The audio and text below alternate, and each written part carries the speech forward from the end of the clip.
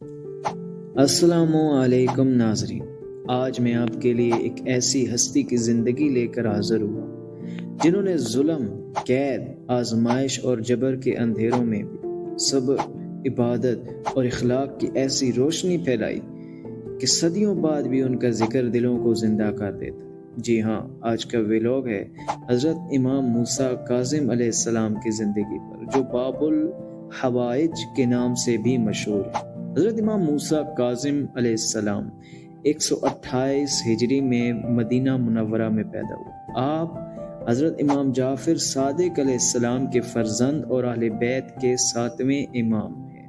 بچپن ہی سے آپ کے چہرے پر نور، گفتار میں نرمی اور طبیعت میں سنجیدگی نمایاں تھی۔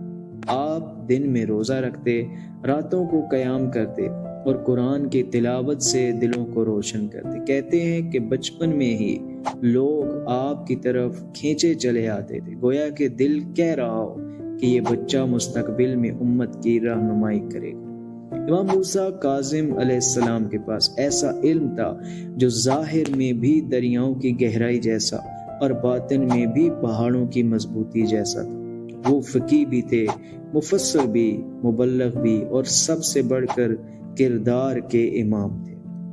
کہا جاتا ہے کہ اگر کوئی آپ کا دشمن بھی آپ کے پاس آتا تو اس کے ساتھ ایسی نرمی، اخلاق اور محبت سے پیش آتے کہ وہ خود حیران رہ جاتا۔ اسی وجہ سے آپ نے دشمنی کو دوستی میں بدل دیا، نفرت کو محبت میں اور ظلم کو صبر کے ذریعے شکست دی۔ یہ وہ زمانہ تھا جب بنی عباس کی حکومت تھی، حکمران اپنے خلاف آواز برداشت نہیں کرتے تھے۔ حق کا راستہ بتانے والے، سچ کہنے والے اور دین کا اصل پیغام اٹھانے والے ہمیشہ نشانے پر ہوتے۔ امام موسیٰ کاظم علیہ السلام بھی ان کے لیے خطرہ تھے، کیونکہ وہ حق اور عدل کی علامت تھے۔ اسی وجہ سے انہیں 12 بار قید کیا گیا، سفر میں روکا گیا، مدینہ سے بغداد لے جایا گیا، مگر ان سب حالات میں بھی امام نے کبھی شکوہ نہیں کیا۔ آپ نے ایک بار فرمایا تھا، اگر میں چاہوں تو میری ہر قید خانہ میرے لیے عبادت خانہ بن جائے۔ کیسی عظیم سوچ ہے۔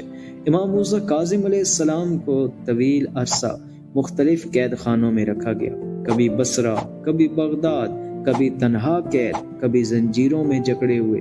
لیکن حیرت کی بات یہ ہے کہ ہر قید خانہ ان کی عبادت سے روشن ہو جاتا تھا۔ قیدی، سپاہی اور یہاں تک کہ قید خانوں کے سردار تک کہتے تھے کہ ہم نے اس جیسا عبادت گزار کبھی نہیں دیکھا۔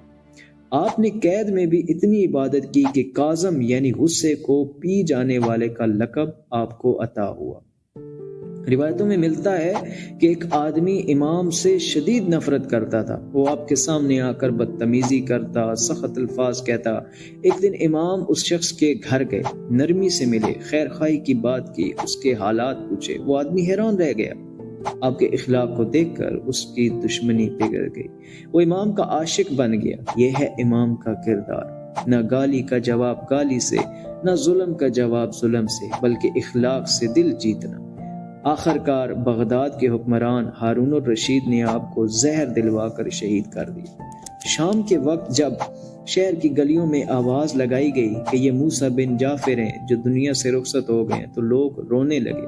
آپ کی عمر 55 سال تھی اور آپ کی قبر مبارک آج بھی بغداد میں موجود ہے، جہاں آج لاکھوں لوگ دعا کے لیے جاتے ہیں اور آپ کو باب الحوائج یعنی حاجتیں پوری کرنے والے کہتے ہیں۔ ناظرین، امام موسیٰ کاظم علیہ السلام کی پوری زندگی ہمیں 3 عظیم سبق دیتی ہے۔ صبر میں طاقت ہے، اخلاق دشمن کو بھی دوست بنا دیتا ہے، حق کا راستہ مشکل ضرور ہے مگر کامیاب ہمیشہ یہی ہوتا ہے۔